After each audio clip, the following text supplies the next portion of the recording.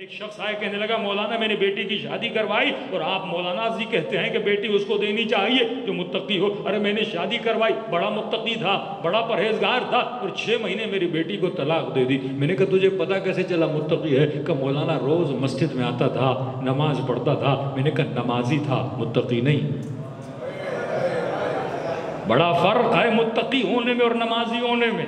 میں نے کہا نماز پڑھتا تھا، تجھے نماز کو دیکھ کر بیٹی نہیں دینی، تمہیں یہ نہیں دیکھنا روزانہ دستے مجلس میں آتا ہے، ماتم کرتا ہے، مولا کا ماتم کرتا ہے، بہت بڑا اچھا عزادار ہے، تمہیں یہ نہیں دیکھنا، تمہیں یہ دیکھنا ہے کہ متقی ہے کہ نہیں ہے۔ ارے ہم نے راستوں میں ایسے بہت سارے نمازیوں کو دیکھا، تفتان چلے جائیے وہیں پر چرس بیچتے ہیں، اور بیچنے کے بعد وقت اذان آتا ہے اللہ اکبر کر کے نماز پڑھنا شروع ہو جاتے ہیں۔ یہ نمازی ہے لیکن متقی نہیں ہے۔ یہی تو فلسفہ آج تک مسلمان نہیں سمجھ سکا۔ یزید کے لشکر وارے نماز پڑھ رہے تھے، نمازی تھے پر متقی نہیں تھے۔ خوارج حافظ قرآن تھے، تالی قرآن تھے پر متقی نہیں تھے۔ متقی میں اور نمازی میں بڑا فرق ہے، متقی میں اور عابد میں بڑا فرق ہے۔ کون شخص متقی ہے؟ فرمایا تمہیں یہ دیکھنا ہے اس کے دل میں خوف خدا ہے کہ نہیں ہے۔ یہ انسان اللہ کا خوف رکھتا ہے کہ نہیں؟ یہ خدا سے ڈرتا ہے کہ نہیں؟ جب یہ کام کرنے جاتا ہے کبھی اس نے سوچا یہ رزق کہاں سے کما کے لا رہا ہوں؟ جب یہ کسی کا مال لیتا ہے کیا امین ہے کہ نہیں ہے؟ جب یہ دوستیاں کرتا ہے، جب یہ کسی کے پاس جاتا ہے یہ خیال کرتا ہے کہ نہیں کیا اس کے وجود میں حضور خدا ہے کہ نہیں ہے؟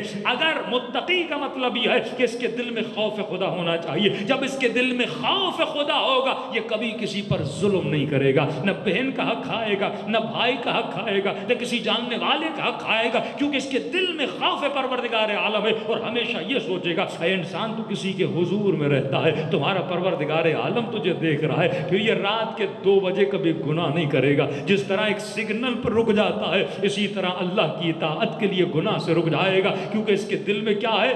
خوف خدا ہے۔ اور مگر ایسے جوان سے دوستی کرو گے تمہاری زندگی آباد ہو جائے گی۔ ارے مومن یہ تو بتا تم دوستیاں غلط کیوں کرتے ہو؟ جب تم نے اپنے امام کو چننا چاہا تو کوئی ایسا امام تلاش کیا جو امام المتقین ہو، تو دوستیاں بھی اس سے کرو جو سب سے زیادہ متقی ہو۔ شیعت نے ہمیشہ اپنے چننے میں اور چوائس میں اعلیٰ ترین کو چنا ہے۔ اگر امام چنا تو متقی امام چنا، اگر بیوی چنی تو متقی ترین بیوی چنی۔ فرمایا یہ مومن اگر بھائی کا رشتہ بناتا ہے تو اس کو یہ سوچنا چاہیے کہ حسین کا بھائی کیسا تھا۔ اگر یہ مومن بچوں کی تربیت کرنا چاہتا ہے کوئی ایسی چیز جس کا تمہارے پاس رول ماڈل نہ ہو؟ اے مومن ذرا سوچ، دنیا اپنی قوموں کے لیے جھوٹے ہیروز بناتی ہے، وہ اپنی قوم کے لیے بیٹ مین بناتی ہے، وہ اپنی قوم کے لیے اسپائڈر مین بناتی ہے، جھوٹے ہیرو کریٹ کرتی ہے، کیونکہ دنیا کے پاس سچے ہیرو نہیں ہیں۔ لیکن تم واحد قوم ہو، تمہارے پاس سچے ہیرو موجود ہیں، تمہارے پاس سچے بہادر موجود ہیں،